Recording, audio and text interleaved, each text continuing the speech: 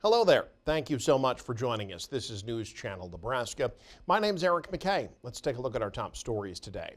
Many federal workers will have to start pinching pennies a little tighter. Friday marked the first time employees won't be getting a full paycheck because of the shutdown. Since the stalemate started on October 1st, close to 1.5 million civilian federal workers were either furloughed or forced to work without pay.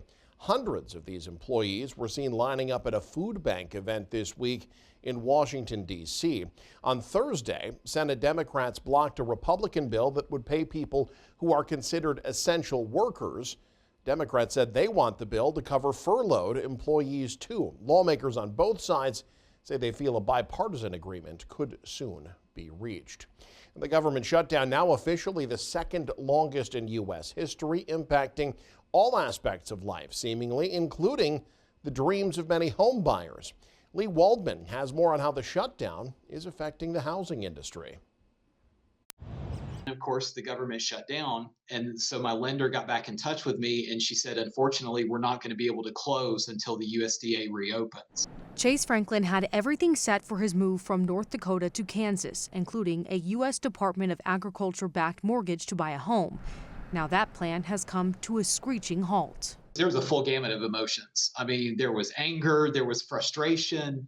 I mean, there was like, why is this happening now? He's not alone. Anthony Smith, a senior economist with Realtor.com, says home buyers all over the U.S. are feeling the impact of the shutdown. It will be a difficult position to be put in as a first-time home buyer because that's going to be really one of the biggest cohorts that are going to be impacted by this. Before the shutdown, the skyrocketing prices of homes brought the housing industry to a slowdown. But the first government shutdown in nearly 7 years is impacting both rural and urban areas. The housing market was definitely somewhat frigid, and so this adds more chill to a situation that didn't need any more cooling off altogether. The longer this shutdown stretches on, Smith says the greater impact it's going to have on the industry as a whole and the more uncertainty it will breed. As for Franklin, he's got a clear message to the lawmakers in D.C. Recognize that the decisions that you are making are impacting far more people than you realize, and that the decisions that you're making are also affecting voters who will remember this when it comes around to election season. In New York, I'm Lee Waldman. Closer to home, a central Nebraska man staying in prison, serving his sentence for a horrific Halloween night attack 2 decades ago. 47-year-old Aaron Manning was denied parole in a hearing on Thursday. He's serving a 40 to 50-year sentence after being convicted of 2 counts of attempted first-degree murder related to an attack back in 2004. Police at the time said that Manning, while wearing a surgeon's costume, stabbed Deb Haga and her daughter Brittany with a scalpel. Both survived the attack. Manning was a roommate of Deb Haga's estranged husband at the time. This is the second time Manning has been denied parole. He's currently set for mandatory release in November of 2029. The work ethic camp in McCook one step closer to becoming a detention center for immigrants suspected to be in the country illegally. Governor Jim Pillen said Thursday that the facility underwent a final walkthrough with Immigrations and Customs Enforcement inspectors this week, and they've given their approval. Now, the final security upgrades are being completed. The governor's office says there's no official timeline for when the first detainees might arrive. The state says it's expecting to make about $14 million each year the facility's open.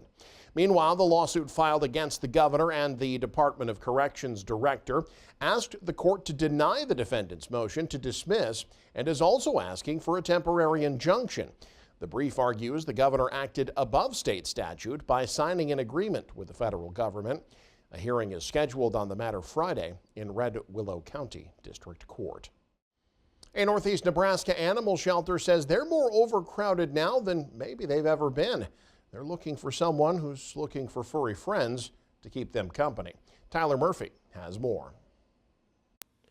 Everyone deserves a loving home, and the animals at the animal shelter of Northeast Nebraska are hoping to leave their overcrowded one for a new forever home. Shelter Director Lisa Stapp says they're experiencing their lowest adoption numbers in 5 years. The low numbers have created an issue of overcrowding, and she says other shelters in Nebraska are facing the same problem. Stapp wants folks to know that despite the large numbers, animals are still getting the care they need. And if they're a stray animal, we have to take them in, and there's times that we're overcrowded. We've got kennels underneath the counter in the back. We've got animals doubled up, but we have to make sure that with the staff we have and the kennels that we have, that we're not neglecting them. They're still getting the proper care. The care ranges from a tortoise named Magnus getting his shell healed to dogs like Maddie who needs heartworm treatment.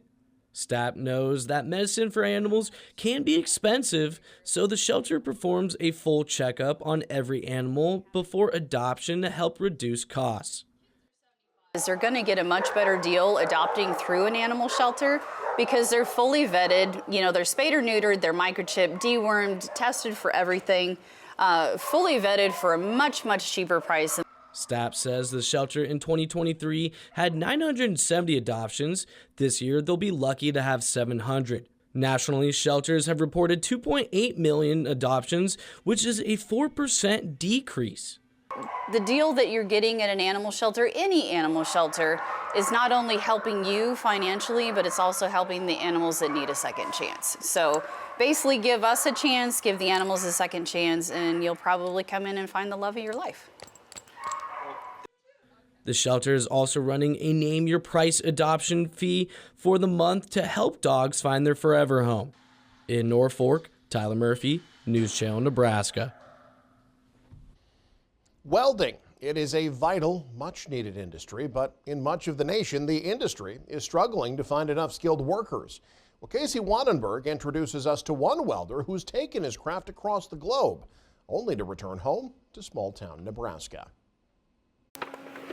Cinch Painter knows he's going into a career that's in high demand here in rural Nebraska. About every ranch needs people to know how to weld, I guess, because there's breakdowns all the time.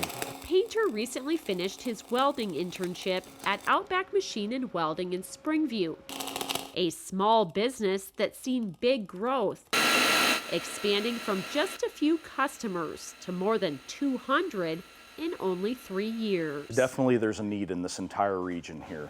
But owner Mike Sheehan knows the demand for welders isn't isolated to small-town Nebraska. In fact, he's traveled all over the world, starting right after graduating from welding school. I saw this job that Raytheon Polar Services had in Antarctica, and I made up my mind I'm going. Going he did, not just once, but twice. I went back down a second time and did aerospace ground equipment. And his travels didn't end there. And from there, I overheard there was a job in Russia. He spent 5 years in Russia, followed by Alaska and Morocco, not to mention traveling across the U.S. I like figuring things out is one thing and a good challenge. After years of working around the globe, Sheehan decided it was time to come home. Probably. Now at his shop in Springview, he's building more than just metal. He's building a team. Fixing stuff that's broken and people think that it's gone. And while Sheehan has enjoyed traveling the world, he says it's extra special now to help out friends and neighbors. And you know you've done a good job and you've satisfied that customer. In Springview, Casey Wannenberg, News Channel, Nebraska. Well, it is spooky season, and kids accompanied by their parents got to do some early trick-or-treating in southeast Nebraska Thursday. It was the annual Night of the Great Pumpkin in downtown Beatrice, a Main Street organization project that's gone on now for several years. Nearly 20 businesses help sponsor the annual Halloween event as a safe alternative to traditional trick-or-treating. City and county government get involved in the event as well. Police, sheriffs, and fire department vehicles, along with utility trucks and construction equipment, were all on display. And in a village of fewer than 500, one family's haunted house is turning screams into support for a family facing something far scarier. Peter Rice has more. In the small village of Ansley, the Gibbons family's haunted house is helping another family fight a frightening reality of their own. Every October, Andy and Cassandra Gibbons transform their home into the Gibbons Grotto, which includes a yard full of skeletons, witches, fog, and more. It's just kind of grown and grown and grown. It started off with just, a few skeletons in the yard with some pumpkins, and it's just snowballed into this. I love it when I hear people walking through. And this year, the Gibbons Grotto comes with a cause. Every dollar dropped in the donation bucket or sent on Venmo is going to help a local family whose child named Adley Riggins is facing a rare brain condition. This year we decided that we'd take donations, but we wanted to put them towards something that was Not us. Yeah, not us, something community focused. Now we just want to help people whenever we can. So that's kind of what we do here in our house. Adley was recently diagnosed with a brain tumor, and after weeks of worsening symptoms, she's now preparing for brain surgery taking place next week. The situation struck a chord with the Gibbons family. On Halloween in '99, I lost a little brother to cancer. 8 years later, we had a son that was born on Halloween. So Halloween's kind of a bittersweet holiday, and since we already have stuff set up, if we can make it a little more positive, then that's what we're kind of trying to do. The family opens their haunted yard every night through Halloween. No donation is required to walk through, and the experience is family friendly. Donations can be dropped off either in person or on Venmo, and all funds will help Adley and her family with medical expenses.